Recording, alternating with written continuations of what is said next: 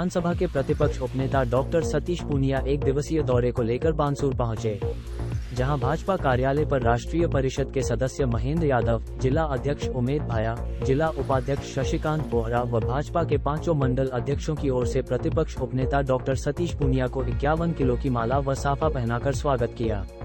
राष्ट्रीय परिषद के सदस्य महेंद्र यादव के नेतृत्व में बानसूर में एक दिवसीय निःशुल्क विशाल नेत्र शिविर का आयोजन किया गया। भाजपा प्रतिपक्ष उपनेता डॉक्टर सतीश पूनिया ने कहा, आंखों से बढ़कर मानव सेवा और नहीं हो सकती है।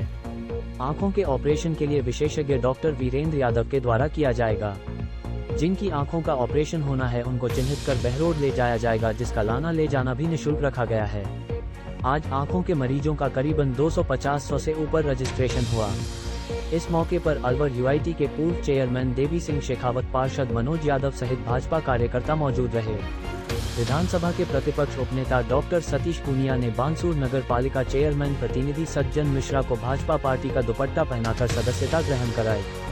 डॉक्टर सतीश पूनिया से मीडिया ने सवाल पूछा कि प्रदेश में क्या नरेंद्र मोदी के चेहरे पर चुनाव लड़ा जाएगा, जिसमें सतीश पूनिया ने कहा कि भारतीय जनता पार्टी का एक अलग स्वभाव है।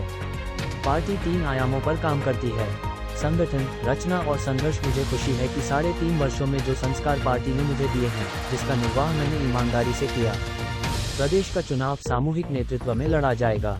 हमारे लिए मोदी जी का काम और नाम होगा। भारतीय जनता पार्टी अपनी खूबियों के आधार पर सत्ता में आ रही है। यह अलग बात है कांग्रेस ने किसानों से वादा खिलाफी की, बेरोजगारी, भ्रष्टाचार, कानून व्यवस्था जैसी तमाम बदहाली के दौर से गुजरे, जिन कमजोरियों के आधार पर ही बड़ा मुद्दा कांग्रेस के खिलाफ रहेगा।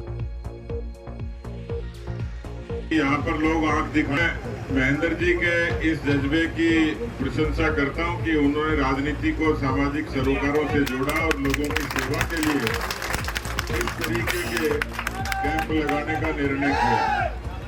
मुझे इन्होंने बताया कि 10,000 से भी ऊपर लोगों का इसके मार्फत उन्होंने इलाज करवाया। इस क्षेत्र की जनता को राहत देने का काम किया और देश के यशस्वी प्रधानमंत्री नरेंद्र मोदी जी की भी सच्ची भावना यही है कि राजनीति सिर्फ नारों की नहीं होती, राजनीति सरोकारों की भी होती है। और इसलिए ये भारतीय जनता पार्टी का, भारतीय जनता पार्टी के नेताओं और कार्यकर्ताओं का गुण है कि वो केवल वोट और वोट बैंक की राजनीति नहीं करते, वो लोगों के दिलों में बसते हैं और लोगों की सहूलियत की राजनीति करते हैं। खड़ा है, इसलिए आप सबको बहुत बहुत धन्यवाद देता हूँ। मैं आपका भरोसा देता हूँ कि राजस्थान की जनता को पिछले 5 वर्षों में जो तकलीफ हुई, किसानों को कर्जा माफी के नाम पर, बेरोजगार जो युवा थे उनको बेरोजगारी और पेपर लीक के नाम पर, भ्रष्टाचार के नाम पर, कानून व्यवस्था की बदहाली के नाम पर, राजस्थान का जो 5 साल का जो कालखंड था वो इतिहास के बुरे अक्षरों में लिखा जाएगा। मैं आपको भरोसा देता हूँ कि किसान के घर में पैदा हुआ हूँ, भारतीय जनता पार्टी ने मुझे सम्मान दिया, उस नाते आपको भरोसा देता हूँ कि 2023 और उसके बाद का समय राजस्थान की 36 कौम के उत्थान का समय होगा, उनकी तरक्की का समय होगा, सद्भाव का समय होगा।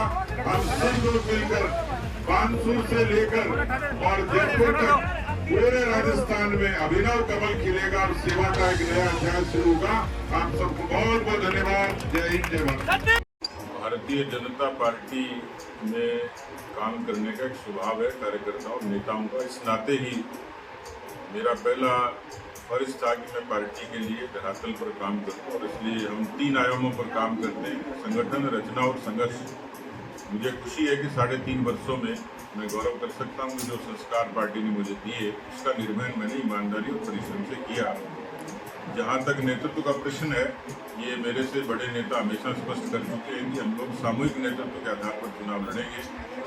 हमारे लिए मोदी जी का नाम और काम ये एक कारक होगा। भारतीय जनता पार्टी अपनी खूबियों के आधार पर सत्ता में आना चाह रही है।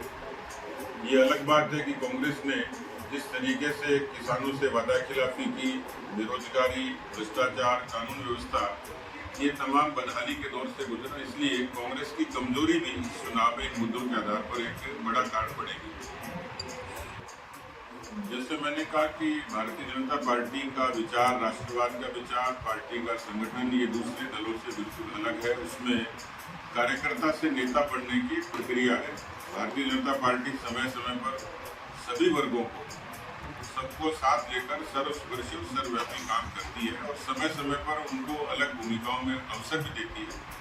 इसलिए पार्टी के लिए पूरे तरीके से रास्ते ओपन है। यहाँ एक सामान्य व्यक्ति चाय बेचने वाला प्रधानमंत्री बन सकता है, एक सामान्य किसान वर्ग का कार्यकर्ता पार्टी का प्रदेश अध्यक्ष बन सकता है, एक अनुसूचित जनजाति की महिला राष्ट्रपति बन सकती है। स्वाभाविक है, यहाँ पर अवसरों की बहुलता है और ये अवसर किसी को कभी भी मिल सकता है। इसलिए लोग जमीनी तौर पर संगठन के साथ साथ पंचायती राज में, निकायों में, विधानसभाओं में, लोकसभाओं में नए लोगों का अपेक्षाकृत अवसर देते ही।